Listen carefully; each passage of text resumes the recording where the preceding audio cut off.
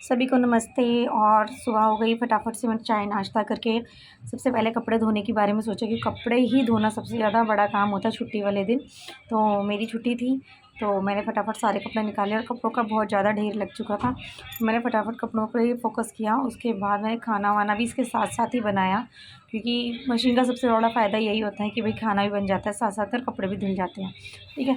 और यहाँ पर मीशू जो है बार बार मुझे कह रही थी कि मुझे तैयार कर दो, क्योंकि हमारी गली में ही गणपति विसर्जन की तैयारी चल रही थी, तो बच्चे तैयार हो चुके थे, तो मीशू को भी बड़ी जल्दबाजी थी कि मुझे तैयार कर दो। तो मैंने उसे रोक कर रखा हुआ था। ठीक है। और उसके बाद मैंने सबसे बड़ी बात ये कि कपड़े धोना सबसे ज़्यादा मुश्किल काम कब लगता है, जब कपड़े बहुत सारे हो जाते हैं। मशीन में धुल तो जाते हैं, एक के बाद डालते रहते हैं हम लोग, लेकिन जब इन्हें खंगालते हैं और फिर डालना शुरू करते हैं, फिर जब सुखाकर वापस घर पर लेकर आते हैं, तह लगाते हैं, अलमारी में रखते हैं, तब लगता है कि हाय राम, हमने तो बहुत ढेर ही लगा लिया कपड़ों का। शायद एक बीच में भी धो लेते तो ठीक ही रहता है। हाँ, धुल भी जाते हैं कई बार, मैं तो हाथ से भी धो लेती हूँ, लेकिन फिर भी इकट्ठे हो जाते हैं। और यहाँ पर हमारी दीपा रानी आ गई, प्रसाद लेकर मुझे भी दिया। बहुत ही टेस्टी बनाया था उसने प्रसाद, और विसर्जन भी बहुत तरीके से किया उन्होंने। विसर्जन के लिए मतलब कहीं कहीं यमुना जी पर नहीं लेके गई, कहीं नदी पर नहीं लेकर गए।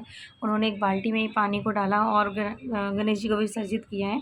और अब वो रोज़ ही क्या करेंगे, उसमें से थोड़ा थोड़ा पानी पौधों को देंगे। यहाँ पर मैं फटाफट किचन में आ गई। पूरा किचन फैला हुआ पड़ा था, बच्चों ने खाना वाना खाया था, सब कुछ फैला रखा था। थोड़ा देखकर गुस्सा तो इतना आ रहा था, क्योंकि मन ये था कि अब नहा धोकर आराम मिले, लेकिन ऐसा हुआ नहीं। फिर जो बचा कुचा था वो मुझे ही खाना पड़ा। मेरे साथ